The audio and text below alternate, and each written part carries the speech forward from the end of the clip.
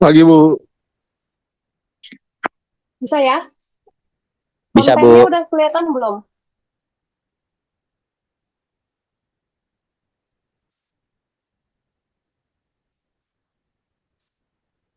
Kontennya sudah terlihat belum, Dek? Sudah, Bu. Sudah terlihat, Bu. Sudah, oke. Terima kasih semuanya. Saya langsung mulai kuliah kali ini. Rencananya saya akan menjelaskan tentang use case diagram, tapi nanti kalau misalnya masih ada waktu, saya akan lanjut menjelaskan tentang activity diagram. Use case diagram dan activity diagram ini adalah bagian dari Unified Modeling Language atau UML. Nah, diagram-diagram inilah yang nanti akan kalian pakai untuk merancang sistem kalian untuk dijadikan tugas UAS. Ya, Em, jadi untuk tugas UAS itu sistem yang dibuat temanya masih sama ya. Tema yang kalian pakai waktu UTS. Kalau misalnya ada perbaikan ataupun penambahan, kalian langsung bisa eh, perbaiki ya sistemnya atau tambah eh, nanti yang dinilai pada saat UAS itu hanya bagian dari UML-nya saja. Jadi di laporan itu nanti akan ada bagian UML-nya saja. Kalau misalnya ada kesalahan DFD atau bagian yang lainnya yang sudah dinilai pada satu TS, itu sudah tidak bisa diperbaiki lagi. Tapi kalau misalnya ada perubahan sistem, misalnya apakah menambah entitas atau apa yang dirasa perlu, em, itu bisa kalian tambahkan dan perbaiki nanti pada saat di laporan UAS. Ya, secara singkat nanti laporan UAS-nya mirip dengan yang laporan UTS, cuma isi diagramnya aja yang berbeda. Ya, diagramnya ada 4, nanti ada use case diagram, activity diagram, ada sequence diagram, dan ada class diagram. Ya, sekarang sudah pertemuan ke-10, nanti S-nya itu ada di pertemuan ke-16, jadi kira-kira mungkin masih ada 1 bulan ya untuk mengerjakan. Ya, saya rencanakan ada 1 pertemuan untuk tiap diagram. Ya, kali ini use case diagram, kalau masih ada waktu saya tambahkan ke activity diagram. Kalau enggak, berarti di pertemuan yang selanjutnya. Ya, oke, saya lanjut ke use case diagram. Nah, ini adalah diagram yang paling gampang menurut saya dibuat ya. Lebih gampang dimengerti daripada kita melihat ERD, DFD, ataupun diagram-diagram lain di UML. Ya, use case diagram ini adalah diagram yang paling gampang. Kali ini saya akan menjelaskan beberapa bagian. Ada use case diagram, ada relasi dalam use case diagram, contoh use case diagram, dan yang keempat ada use case naratif. Use case naratif ini mirip seperti data dictionary ya. Jadi kita membicarakan lagi atau membahas, mendetailkan lagi apa yang kita sudah tulis di use case diagram ke dalam yang namanya use case naratif. Ya, oke. Tunggu sebentar ya.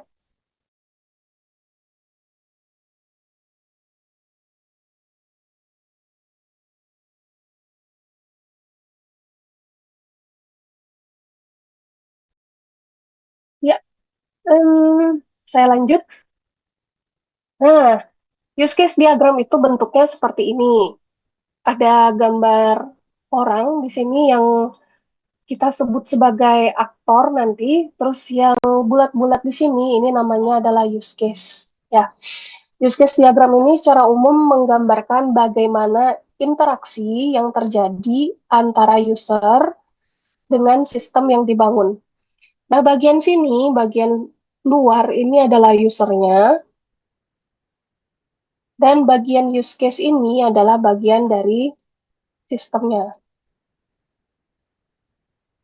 Nah, di sini kalian bisa melihat ada sebuah kotak yang memisahkan sistem dengan dunia luarnya.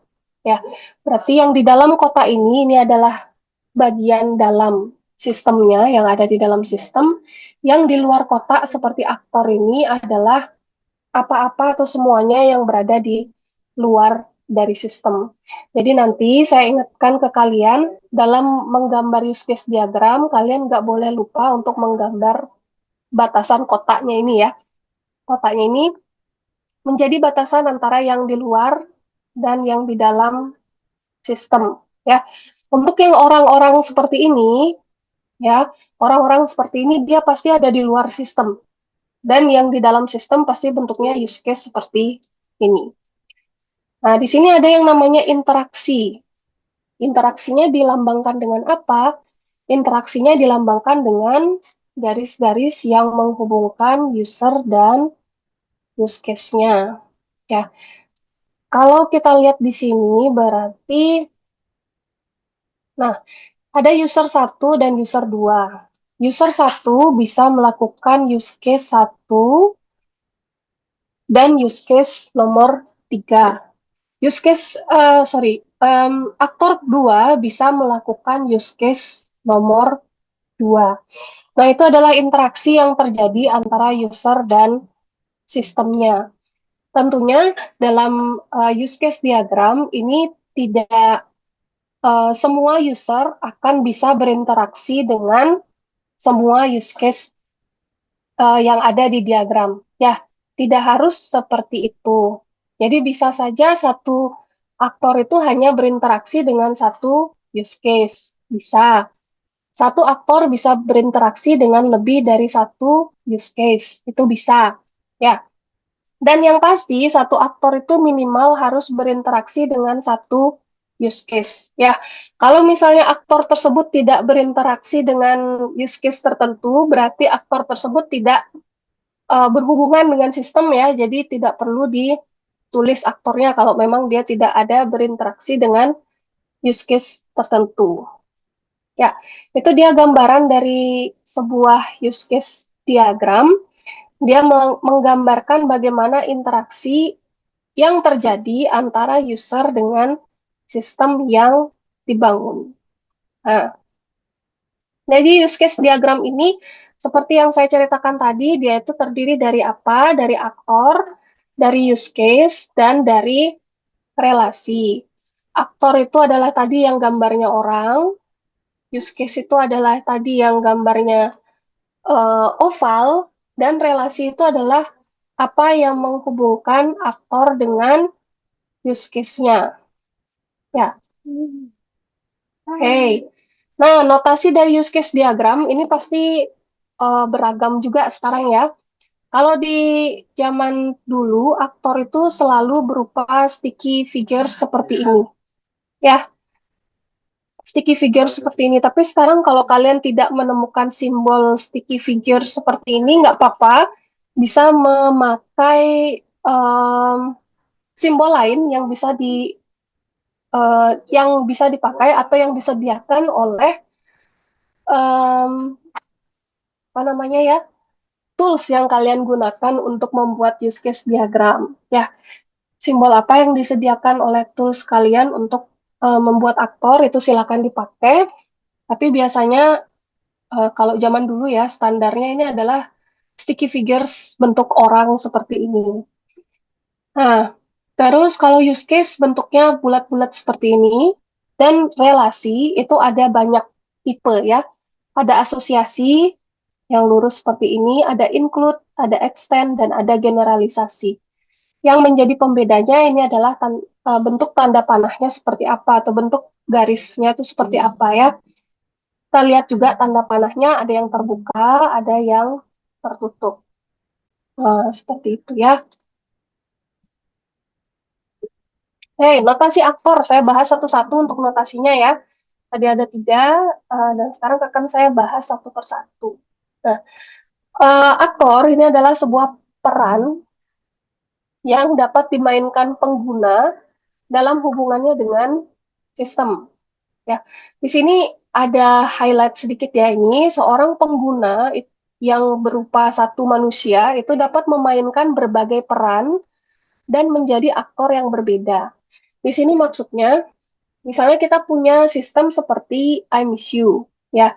Saya di sana bisa berperan sebagai dosen Dan kalau saya terdaftar sebagai mahasiswa, misalnya eh, mahasiswa prodi apa gitu ya, saya juga bisa masuk ke sistem dengan role yang berbeda, yaitu sebagai mahasiswa.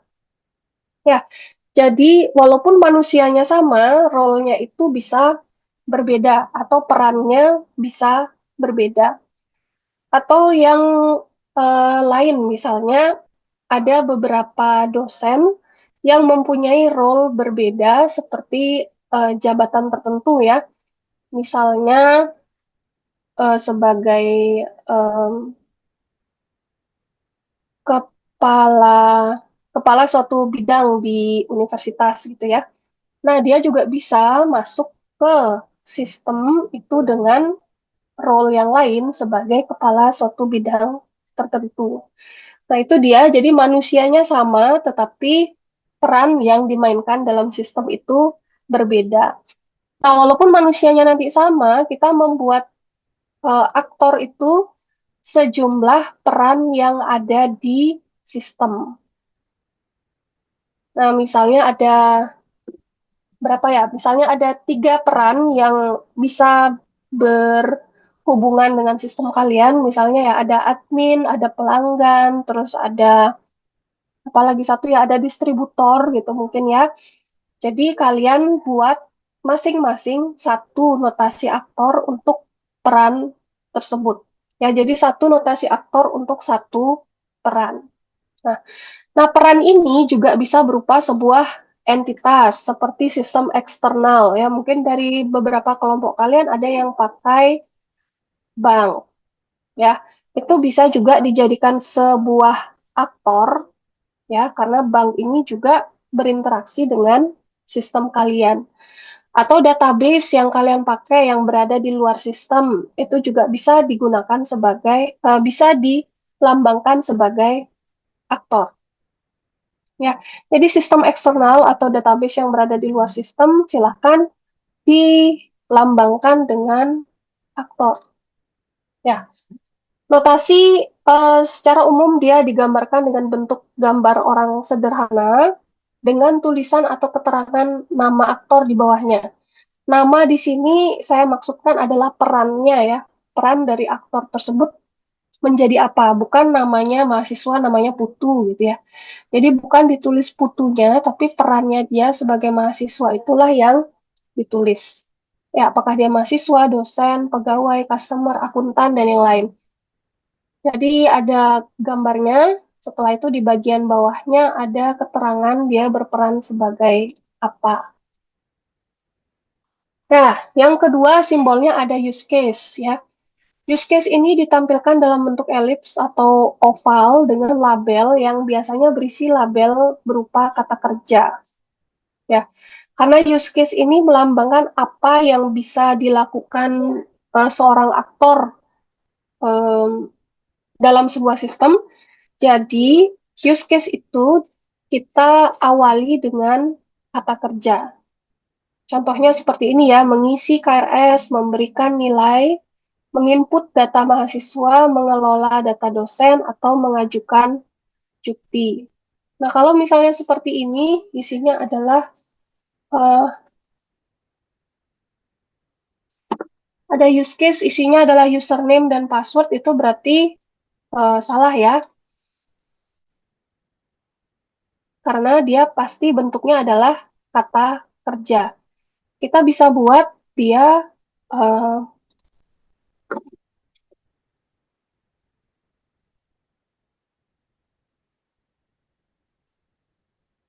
bisa seperti ini ya, memberikan input username dan password atau memberikan informasi untuk login gitu bisa ya. Jadi bukan hanya username password, tapi apa yang bisa kita lakukan. Jadi diawali dengan kata kerja. Ya. Nah, yang bentuknya kotak itu namanya adalah sistem boundary yang menjadi batasan antara sistemnya dengan dunia luar. Ya. Nah, sistem boundary ini biasanya ada tulisannya di bagian atas ya. tulisan di bagian atas ini bisa berupa nama sistem atau nama bagian. Ya, nama sistem atau nama bagian dari sistemnya. Jadi tulisan sistem boundary di sini bisa kalian ganti dengan sistem informasi, misalnya sistem informasi mahasiswa, misalnya seperti itu ya. Jadi ini bisa diganti tulisannya dengan itu. Ya. Nah, kalau misalnya use case-nya terlalu besar ya, kalian bisa bagi-bagi use case tersebut menjadi bagian-bagian tertentu. Ya, nanti akan saya jelaskan di slide yang selanjutnya ya. Ya, ini saya maksudkan dengan ini. Jadi dalam suatu use case yang lengkap ada aktornya, ada relasinya, ada use case-nya yang nanti diawali dengan kata kerja, dan ada yang namanya sistem boundary, ditulis dengan nama sistem informasinya apa, eh, dan dia memberikan batasan antara apa yang ada di dalam sistem dan apa yang berada di luar. Ya, nah em, ini adalah sebuah notes ya. Aktor di dalam use case diagram itu harus mencerminkan segala sesuatu yang diperlukan untuk bertukar informasi dengan sistem yang dimodelkan. Sama seperti entitas luar yang ada di DFD, di sana kalian harus menggambarkan semua entitas yang berhubungan dengan sistem. Di use case diagram pun seperti itu. Ya, aktor yang digambarkan itu harus sudah melambangkan semuanya yang bisa berinteraksi atau bertukar informasi dengan sistem yang kalian modelkan. Ya, dan yang kedua, himpunan dari use case yang digunakan itu harus menangkap semua functional requirement. Nah, jadi kalian nanti bisa menuliskan ulang functional requirement-nya seperti apa, boleh ditambah, eh, boleh diubah, ya, functional requirement-nya seperti apa. Kalau mau gampang, itu bisa dibagi per aktor tertentu. Ya, functional requirement-nya bisa dibagi berdasarkan aktor tertentu. Nanti jadi kalian bisa pakai functional requirement-nya itu sebagai acuan dalam membuat use case, jadi nggak ada yang ketinggalan. Contohnya misalnya ada mahasiswa. Mahasiswa ini bisa eh, misalnya mengelola data KRS, mengelola data mahasiswa, dan sebagainya ya. Kalau dosen bisa,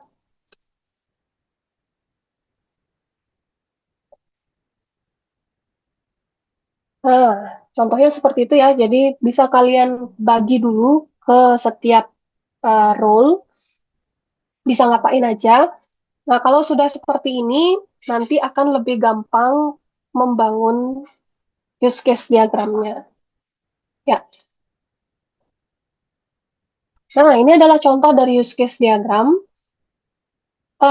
Ini adalah sebuah modul ya. Jadi ini adalah bagian dari sebuah sistem yang lebih besar ya. Em, karena kalau kita buat sekalian dalam suatu sistem itu use case-nya akan sangat besar sehingga ini dibagi menjadi modul-modul ya. Di sini ada satu aktor yang berupa orang ya dan satu aktor yang berupa sistem yang berada di luar ya. Ini adalah library, dia memakai simbol yang lain bukan orang. Jadi kalau misalnya ada sistem lain, misalnya bank ya, kalian bisa pakai bentuk lain yang mungkin melambangkan bank untuk membedakannya dengan aktor manusia. Tapi jikapun kalian tidak memakai simbol lain, itu pun nggak apa-apa ya, karena eh, apa namanya standarnya aktor itu simbolnya adalah seperti ini. Ya, yang ini boleh-boleh aja, tapi kalaupun nggak ada atau susah mencari simbolnya, kalian bisa pakai yang seperti ini aja. Ya. Nah, berarti di sini ada berapa use case? Ada 1, 2, 3, 4, 5. Kita lihat di sini semuanya use case-nya dimulai dengan kata kerja bahasa Inggris ya. Kata kerja bahasa Inggris. eh, dan setiap user itu bisa mengakses use case yang sama ya. Jadi patron itu bisa manage account, library juga bisa, patronnya bisa search katalog, library-nya juga bisa, dan seterusnya. Nah, di sini juga ada boundary-nya ya, yang memisahkan antara uh, user yang berada di luar sistem dengan apa yang ada di dalam sistem. Ya, sampai sini apakah ada pertanyaan dulu? Nah, ini adalah use case yang sederhana ya. Selanjutnya saya akan membahas relasi yang ada di dalam use case. Nah, relasi yang seperti ini adalah relasi yang apa ya, yang biasa-biasa saja ya, yang artinya adalah em, aktor satu berhubungan dengan use case satu ya, atau aktor satu bisa mengakses fungsionalitas yang pertama. Aktor dua bisa mengakses fungsionalitas yang pertama. Ini adalah arti relasi yang seperti ini. Nah, ada beberapa jenis relasi yang bisa kita temukan dalam use case diagram. Nah, tadi yang biasa-biasa aja, yang artinya mereka saling berhubungan ya, aktornya bisa mengakses use case tertentu, itu namanya asosiasi. Nah, relasi lain itu ada yang namanya include, extend, dan ada generalisasi. Oke. Nah, yang include dan extend ini jenis tanda panahnya sama. Ya, ada garis putus-putusnya. Setelah itu tanda panah yang terbuka. Jadi seperti ini kalau saya tulis tangan. Extend tanda panahnya juga sama seperti itu. Dan tanda panahnya terbuka. Yang membedakan hanya tulisan yang di bawahnya ini ya. Apakah dia include, apakah dia extend. Ya, jadi tulisan inilah yang akan membedakan nanti apakah dia include atau extend. Nah, nanti di dalam penerapannya, arah dari tanda panahnya juga akan berbeda. Cuman kalau kita lihat di sini, ini tanda panahnya arahnya akan ya sama aja ya. Nanti kita akan pelajari perbedaannya dari include dan juga extend. Yang terakhir di sini ada yang namanya generalisasi. Kalau saya tulis tangan berarti ini garisnya tidak putus-putus dan tanda panahnya tertutup tapi tidak berisi warna atau tidak ditebalkan ya. Ini namanya generalisasi. Fungsinya sama seperti generalisasi atau inheritance. Ya, saya sudah bahas di pertemuan kita terakhir. Inheritance itu kalau ada satu use case di sini ya, satu use case atau satu aktor yang dia berperan sebagai parent atau orang tua. Setelah itu dia punya anak-anak ya, dan anak-anak tersebut itu mewarisi apa yang dimiliki oleh orang tuanya. Nah, itu adalah generalisasi. Ya, oke, ini adalah asosiasi ya. Seorang aktor harus diasosiasikan dengan setidaknya satu use case. Ini tadi saya udah cerita di awal. Satu aktor itu paling tidak dia minimal ya berhubungan dengan satu use case. Kalau dia sama sekali tidak ada berhubungan dengan use case tertentu, berarti sama saja aktor tersebut tidak berhubungan dengan sistem dan aktor tersebut bisa saja tidak ditampilkan atau dihapus dari UML-nya. Ya, yang kedua, seorang aktor dapat diasosiasikan dengan beberapa use case. Jadi lebih dari satu use case itu bisa. Yang nggak cuma satu aja, minimal satu, maksimalnya nggak ada. Ya, ya, di sini beberapa aktor dapat diasosiasikan dengan satu use case. Ya, contohnya ini ada dua aktor, ada customer dan bank employee. Ini diasosiasikan dengan satu use case yang sama, yaitu open account. Ya, jadi ada beberapa aktor dapat diasosiasikan dengan use case tertentu. Ya. Nah, kalau kita lihat yang seperti ini, berarti kekurangannya itu di sini belum ada ini ya, apa namanya, sistem boundary-nya. Ya. Di sini kita bisa mengetahui cerita dari use case-nya, sekali lihat udah bisa ngerti ya. Berarti customer dia bisa open account dan deposit funds, tapi di sini bank employee hanya bisa open account saja. Dia nggak bisa deposit funds. Ya. Nah, untuk penempatan aktor ya, apakah dia di sebelah kanan, apakah dia di sebelah kiri, apakah dia di sebelah kanan, itu setahu saya nggak ada aturan yang benar-benar pasti ya. Nanti kalian coba ikut mencari juga apakah ada aturan pasti apakah aktor itu harus di kanan atau di sebelah kiri dari use case. Saya rasa itu bebas aja ya, maksudnya mau dia di sebelah kiri, mau dia di sebelah kanan, yang penting em, diagramnya bisa terbaca dengan jelas. Tapi biasanya kalau hanya ada eh, sedikit aktor, itu biasanya dia ada di sebelah kiri, sebelah sini ya. Nah, kalau kalian mau di kiri dan di kanan seperti ini juga boleh, nggak masalah ya. Jadi kalau seperti ini, kita jadi lebih gampang melihat perbedaannya dari customer dan bank employee. Ya, kalau misalnya bank employee-nya di sini, ya kita mungkin tidak tidak jelas ya yang mana relasi yang berhubungan dengan customer, yang mana relasi yang berhubungan dengan bank employee. Tapi kalau satu di kiri, satu di kanan, kita lebih bisa jelas melihat garis-garisnya ya. Mungkin nanti akan lebih jelas terlihat kalau garisnya sudah banyak dan aktornya sudah lebih banyak ya. Oke, ini adalah relasi yang spesial. Tadi ada dua, ada include dan extend. Nah, di sini saya minta kalian baca dulu include ini apa. Terus saya minta ada dua orang yang raise hand untuk menjelaskan kembali apa itu include ya.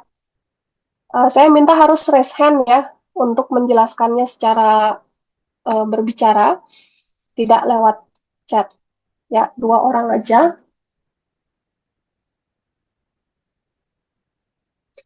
Silakan Rika dan Angelica ya. Sudah ada dua orang, ada Rika dan Angelica. Silakan Rika duluan yang menjelaskan. Baik, Bu.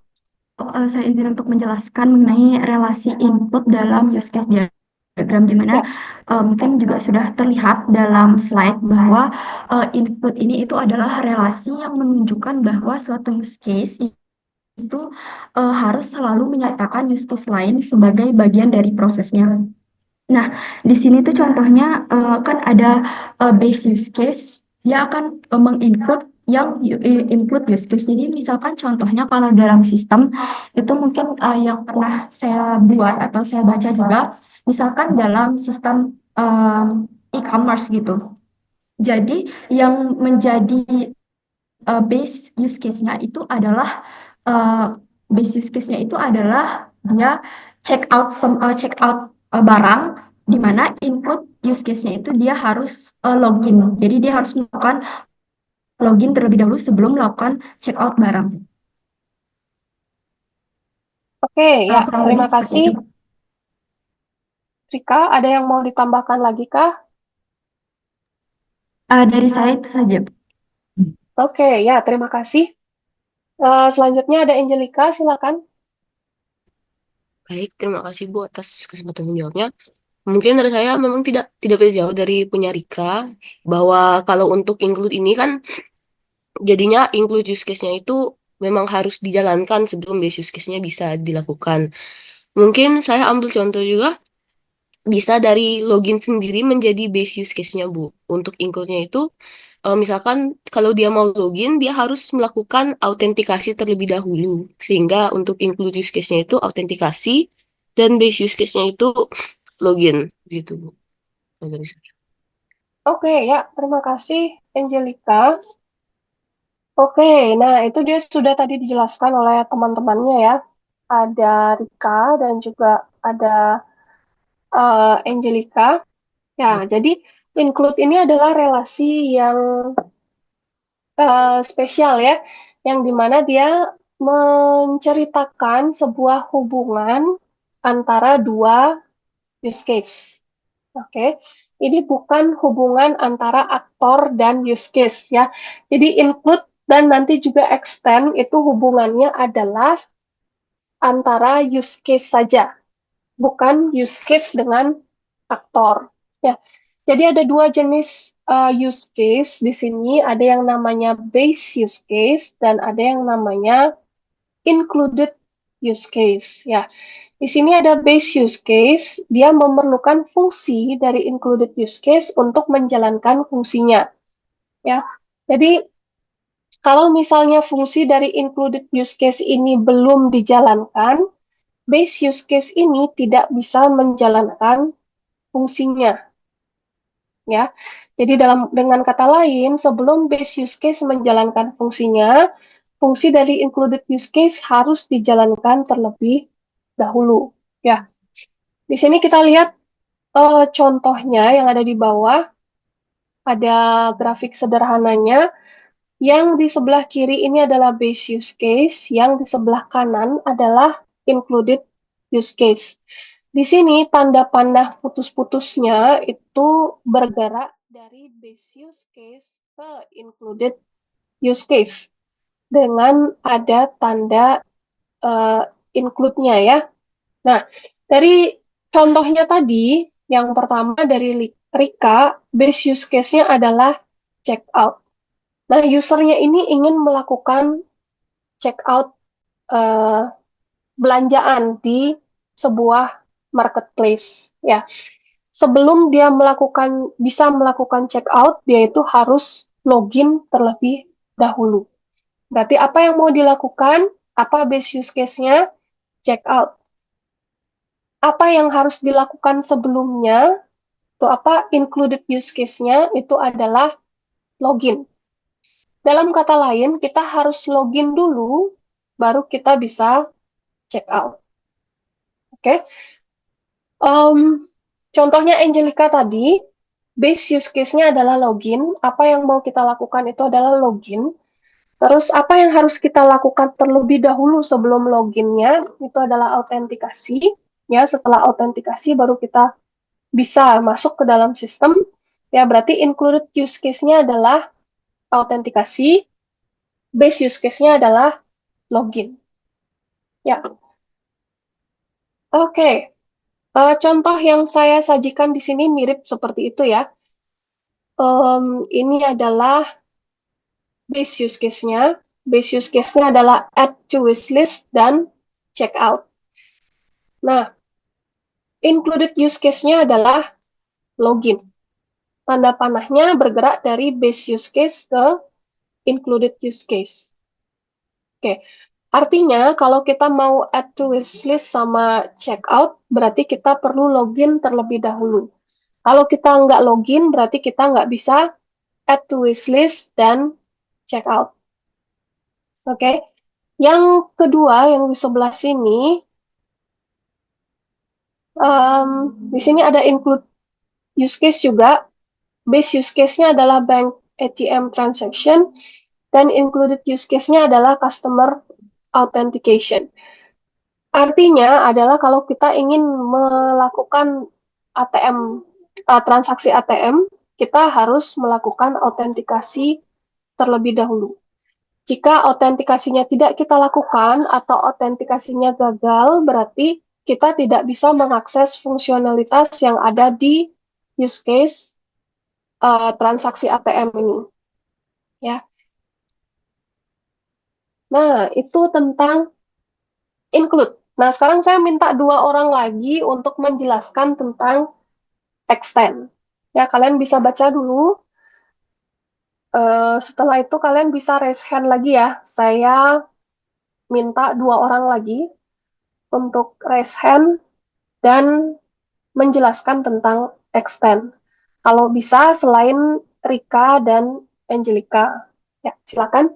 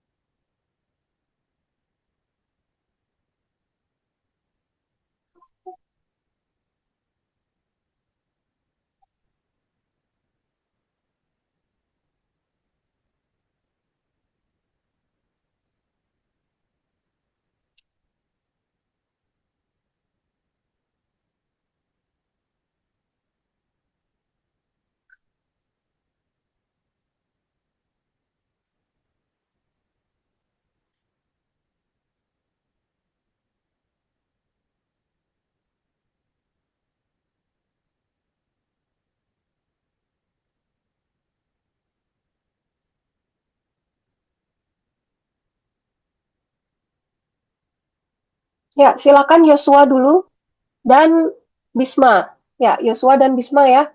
Silakan Yosua duluan menjelaskan, setelah itu Bisma. Ya, silakan.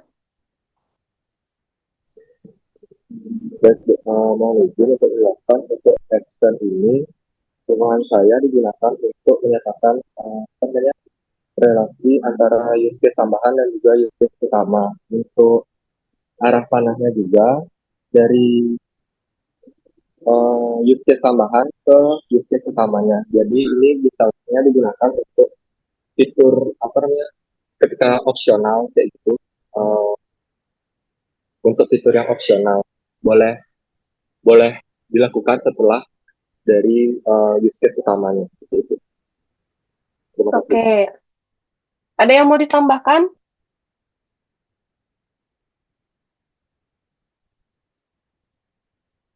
Segitu aja, Yosua. Ya dari saya. Oke, ya silakan yang kedua Bisma tadi. Mungkin dari saya isi menawarkan contohnya Ya, yang silakan. mungkin dari base base use case-nya itu mungkin ini saya coba ambil contoh dari sistem belanja gitu. Mungkin yang Mm-mm. base case-nya itu kita milih produknya, terus extend-nya itu kita tambahan terkait kupon diskonnya. Oke, berarti base use case-nya yang mana, Bisma? Eh, yang menambahkan produk, Oke, extended-nya? diskon kuponnya itu, memilih Oke, kupon. ya. Oh ya, memilih kupon. Ya, terima kasih untuk Bisma dan tadi Yosua sudah menjelaskan extend dengan eh, baik. Ya, oke. Untuk yang extend ya, ini berbeda dengan include. Kalau misalnya include, kita memerlukan ya sebuah use case tertentu untuk melaksanakan suatu em, use case ya yang akan kita kerjakan. Kalau extend ini adalah perluasan ya seperti namanya extend perpanjangan ya atau perluasan. Jadi di mana satu use case ya itu memperluas apa yang bisa dilakukan dari use case yang lain. Ya, em, apa yang ada di extended use case ini dia seperti opsional, tidak harus dilakukan. Kita bisa menambahkan extended use case jika kita melakukan base use case tertentu, tapi tidak wajib ya. Kita bisa melakukan extended use case tetapi tidak wajib. Seperti saat kita mau check out barang di marketplace itu kita bisa memilih kupon diskon ya, tetapi tidak wajib karena kita bisa juga tidak memilih kupon tersebut, ya. Nah, jadi itu bisa jadi contoh yang apa ya, yang mudah sekali dimengerti di kehidupan kita yang sekarang, ya. Karena sering check out atau misalnya sering apa ya, menggunakan jasa ojek online misalnya, di sana juga ada pilihan untuk menggunakan kupon diskon. Ya, kita tidak wajib menggunakan kupon diskon itu, boleh kita tidak pilih, kalaupun pilih itu eh, bisa ya, tapi tidak semuanya pun bisa kita pilih. Nah, itu yang namanya extend. Ya, oke. Contohnya di sini yang saya sajikan masih tentang marketplace ya. Untuk marketplace itu saat kita selesai belanja itu kita bisa cek order status kita. Apakah sudah di eh, sudah dipersiapkan, apakah sudah dikirim dan sebagainya, atau halaman cek order itu biasanya ada kayak apa ya, nomor pesanan, terus barang apa yang dipesan, terus kita mengirimnya pakai ekspedisi apa, seperti itu ya. Nah, di bawah, di bagian bawah dari halaman itu biasanya ada option untuk cancel order. Ya, nah option dari cancel order ini tidak harus selalu kita pilih ya. Jadi ini adalah perluasan dari fungsi cek order status. Jadi kalau kita mengecek status order, itu kita bisa punya pilihan atau perluasan untuk cancel order. Ya. Dan arah tanda panahnya itu adalah dari extended use case ke base use case-nya. Berarti dia menunjuk ke base use case-nya. Kalau tadi yang include, dia berasal dari base use case-nya ke included use case. Kalau yang extend, dia berasal dari extended use case menuju ke base use case-nya. Ya, jadi arah tanda panahnya antara extend dan include kalau kita pakai sudut pandang dari base use case-nya itu berbeda. Yang include tanda panahnya berasal dari base use case, yang extend tanda panahnya menuju ke base use case. Ya, yang kedua contohnya di sini adalah tentang registrasi. Kita bisa me, melaksanakan sebuah registrasi, ya. Kita juga diberikan pilihan untuk perluasan ya, untuk meminta bantuan terhadap mengenai registrasi tersebut. Ya, jadi ini adalah opsional, tidak harus kita pilih ya, tapi bisa kita pilih. Oke. Nah, yang ketiga itu ada yang namanya generalisasi ya. Aktor dan use case bisa digeneralisasi. Kayak tadi yang include dan extend itu hanya hubungan antar use case saja, tapi generalisasi ini ada hubungannya antara aktor dan antara use case dan use case. Jadi generalisasi itu bisa berupa aktor yang digeneralisasi menjadi beberapa aktor, gitu ya. Terus ada use case yang digeneralisasi menjadi beberapa use case. Ya, generalisasi ini melambangkan hubungan generalisasi atau inheritance yang tadi saya ceritakan, ada parent dan child dalam konsep berorientasi objek. Biasanya parent-nya itu ditaruh di bagian atas di sini, berarti ini parent-nya, dan yang di bagian bawah ini adalah child-nya. Ya. Oke, generalisasi bisa seperti ini. Yang ini adalah contoh pada use case, yang ini adalah contoh pada aktor. ya. Jadi saya pastikan dulu kalau misalnya parent-nya use case itu child-nya pasti juga use case. Kalau parent-nya aktor, child-nya juga pasti aktor. Dan di sini tanda panahnya menunjuk ke parent-nya, ya. Berarti ini parent-nya adalah web user authentication, ya.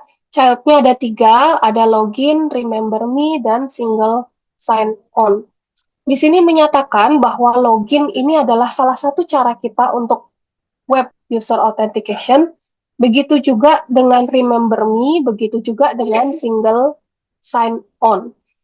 Tetapi seperti penjelasan saya tentang inheritance di pertemuan yang terakhir, ya, parent-nya ini pasti akan mewarisi sesuatu ke anaknya, ya. Tapi anaknya ini pasti punya sesuatu yang bisa menjadi pembeda antara anak ke parent dan juga anak ke anak-anak yang lainnya, ya. Tentunya kalian sudah sering bolak-balik login dan logout dari sebuah web, ya. Kalian bisa pakai login biasa, misalnya dengan email. Kalian bisa pakai metode lain, misalnya memakai akun lain, misalnya akun Google atau akun apa yang bisa dipakai biasanya Facebook, ya, untuk masuk ke web tertentu bisa, atau kalian pakai SSO dari bagian lain. Ya, misalnya saya ingin masuk ke Oase, saya pakai akun dari I Miss You saya. Misalnya seperti itu. Ya, dia sama-sama ini ya, sama-sama web user authentication, tapi cara dia melakukannya itu berbeda. Ya, kayak dia bisa dianggap child dari web user authentication. Nah, untuk yang kedua, ini sama ya penjelasannya. Web client ini adalah parent-nya, dan web client ini bisa berbentuk administrator, editor, dan customer. Oke. Untuk penulisan tanda panah, ini bisa satu-satu seperti ini. Bisa juga kalian memakai satu tanda panah yang bercabang seperti ini, ya. Itu tidak masalah. Yang mana yang disediakan oleh tools kalian, itu yang kalian pakai, ya. Nah, untuk relasi dalam use case itu dalam satu use case bisa beragam, ya. Nggak cuma asosiasi aja, tetapi bisa semuanya muncul dalam satu use case. Ya, jadi contohnya di sini ada generalisasi, apakah ini ada include atau extend, ya. Include atau extend. Terus generalisasi juga bisa ada di aktor. Ya, oke. Ini dia contohnya dari relasi yang bisa terjadi, ya, dalam sebuah use case. Nah, di sini ada 3 aktor, ya. Setelah itu relasinya ada banyak jenis, ya. Di sini ada asosiasi, di sini ada extend, di sini ada include, ya. Di sini ada multiplicity-nya juga. Multiplicity ini tidak wajib dalam use case diagram, ya. Jarang yang saya lihat ada multiplicity-nya, tapi kalaupun kalian ingin menambahkan itu boleh. Multiplicity-nya ini mirip dengan apa yang ada di ERD, ya. Berarti di sini customer melakukan checkout, multiplicity-nya 1 ke banyak, berarti minimalnya dia pernah checkout sekali dan maksimalnya tidak ditentukan, ya. Sama juga seperti ini, ada multiplicity-nya, ya. Oke. Em,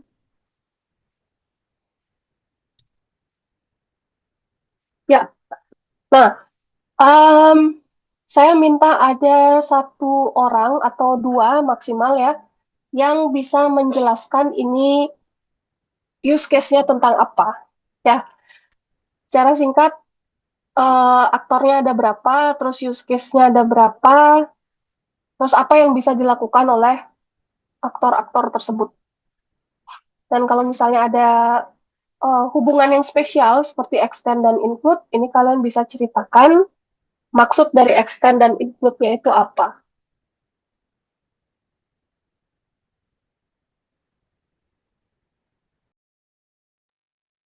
Silakan Angelica dan Rika. Ya, silakan Angelica duluan sekarang ya. Setelah itu baru Rika. Mungkin saya ingin jawab. Jadi untuk aktor, jadi untuk pertama itu nama sistemnya yaitu sistem checkout di sini. Kemudian terdapat 4 aktor yaitu customer, clerk, payment service dan administrator. Dan juga di sini terdapat use case yaitu help, checkout, payment dan manage users. Di sini mungkin dilihat dari aktor customer terlebih dahulu, itu dia bisa dia memiliki asosiasi dengan use case checkout, di mana di use case checkout ini terdapat extend atau perluasan yaitu help. Jadi ketika customer checkout ini mungkin mereka bisa juga mencari misal tidak mengerti, mereka bisa mencari bantuan atau help mengenai checkout. Di situ juga clerk memiliki asosiasi dengan use case checkout. Dan juga di situ ada payment service yang memiliki asosiasi dengan payment. Kalau dilihat dari multiplicity-nya, berarti untuk payment service itu dia bisa melakukan pembayaran sebanyak 1 kali. Dan juga untuk payment itu ke payment service, dia bisa dari 0 sampai banyak kali, tidak dibatasi. Yang di payment itu terdapat include checkout sehingga use case payment ini dia bisa berjalan apabila customer atau klik itu sudah melakukan checkout. Tuh. Dan juga ada use case terakhir yaitu manage users yang di sini bisa dilakukan oleh administrator. Seperti itu, Bu. Ya, oke. Terima kasih. Dilanjutkan langsung dengan Rika ya. Baik, mungkin saya izin melanjutkan dan tadi mungkin udah banyak juga dijelasin sama Angel, di mana di sini itu ada use case, di mana di sini tertulis itu subsystem berarti use case ini tuh merupakan bagian dari modul sistem yang utuh, di mana ini merupakan bagian modul yang bernama modul checkout. Nah, di sini juga sudah terlihat ada sistem boundary-nya yang membatasi antara aktor dengan use case yang berada di dalam sistem. Nah, sama seperti yang sudah dijelaskan Angel, di sini ada 4 aktor, di mana aktor-aktor ini adalah aktor yang bisa terlibat langsung dengan sistem atau modul checkout pada use case ini. Di mana tadi juga seperti yang sudah dijelaskan, customer itu yang memiliki asosiasi atau relasi dengan use case checkout, di mana use case checkout ini itu memiliki relasi extend dengan use case help. Di mana artinya ketika customer ingin melakukan checkout, customer itu juga bisa opsional untuk mendapatkan bantuan, atau ketika tidak mengerti sistemnya dia bisa memilih fitur bantuan yang tersedia pada sistem tersebut. Begitu juga dengan entitas clerk, di sini juga berhubungan atau berelasi langsung menggunakan relasi asosiasi dengan use case checkout. Nah, selain itu untuk hubungan use case dengan use case, di sini juga terdapat hubungan input antara use case checkout dan use case payment, di mana di sini base use case-nya itu adalah payment, di mana dia harus melakukan check out terlebih dahulu, atau inputnya itu check out untuk melakukan payment.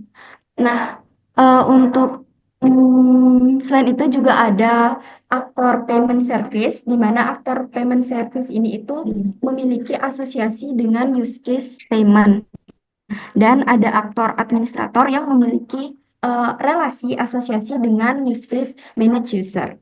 Mungkin seperti itu yang bisa saya jelaskan. Oke, ya. Terima kasih. Sudah dijelaskan dengan baik tadi oleh Angelica dan Rika. Nah, jadi itu dia contoh dari sebuah use case, ya. Kalian bisa membuat use case-nya sederhana ini, ya. Yang jelas aktornya itu disebutkan semua, dan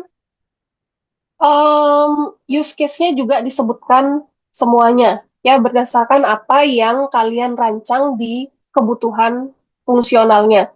Tadi saya sarankan kalau misalnya mau gampang ya mengecek apakah sudah semua atau belum, kalian bisa kelompokkan dulu kebutuhan fungsionalnya berdasarkan apa yang bisa dilakukan oleh tiap aktornya.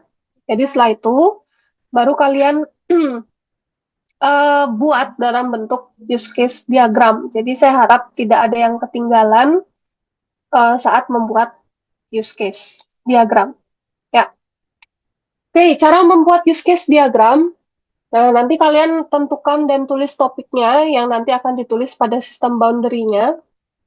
Setelah itu kalian tentukan aktornya ada berapa dan kalian gambar di dalam diagram. Setelah itu tentukan use case yang digunakan itu apa saja dan kalian buat gambarnya, elipsnya dalam use case tersebut.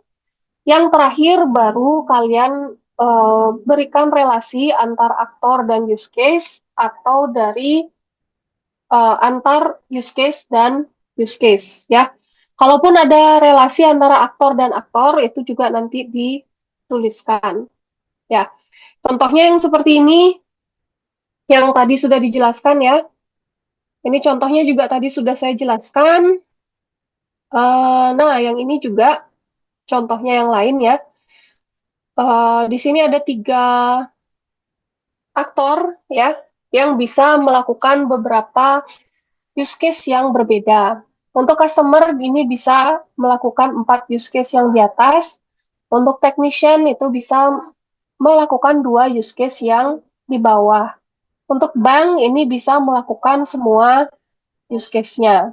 Ya, di sini tidak ada hubungan yang ini ya, yang spesial ya di antara aktor dengan aktor dan juga use case dengan use case-nya. Nah, ini contoh yang sama ya. Ini ada subsistemnya ini ATM, ini juga ATM. Tapi gambarnya bisa berbeda ya. Jadi kalian kalau mendesain sesuatu, itu apa yang kalian hasilkan, use case diagramnya, walaupun melambangkan sesuatu yang sama, itu bisa aja berbeda.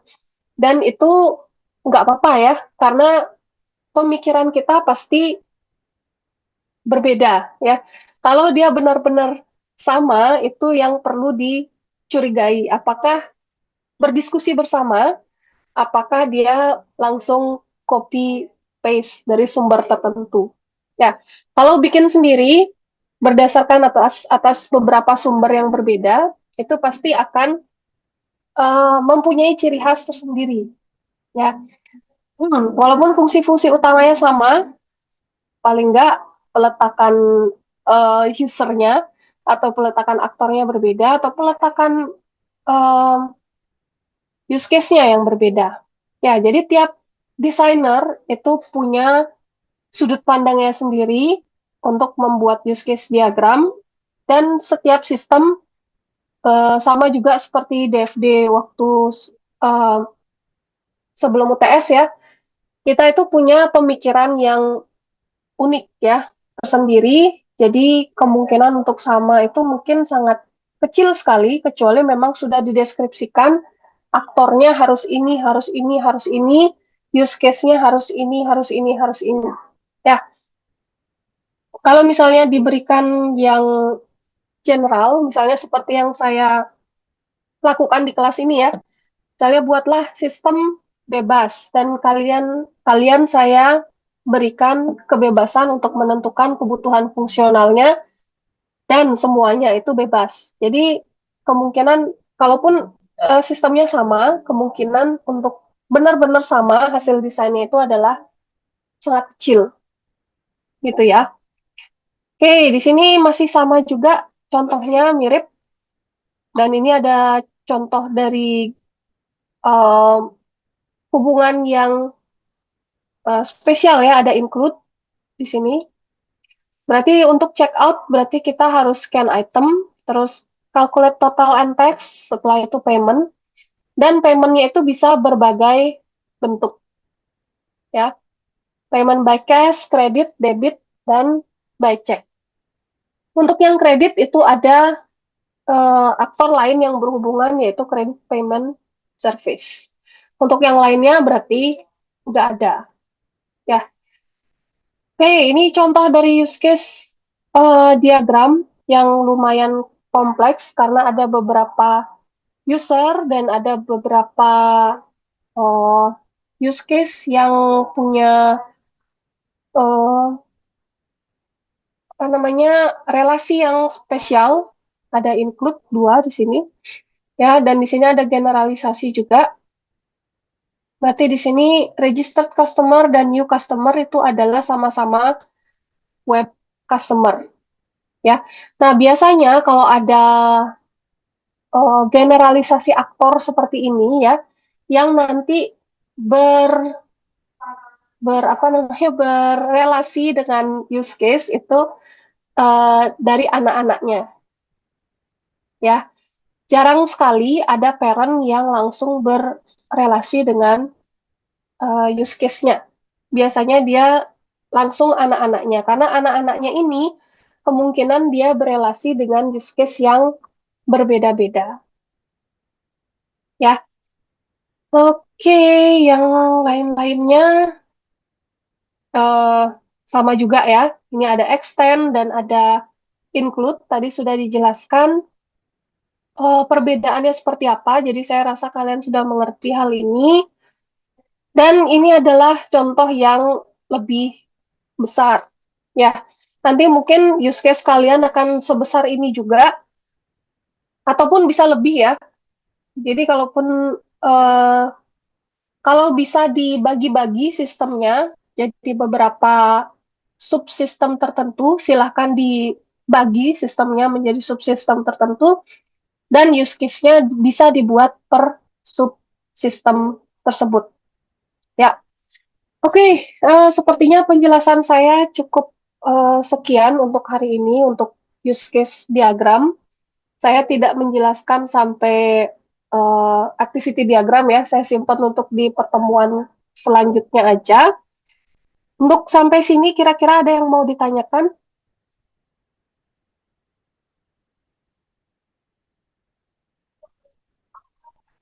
Silakan, Angelica.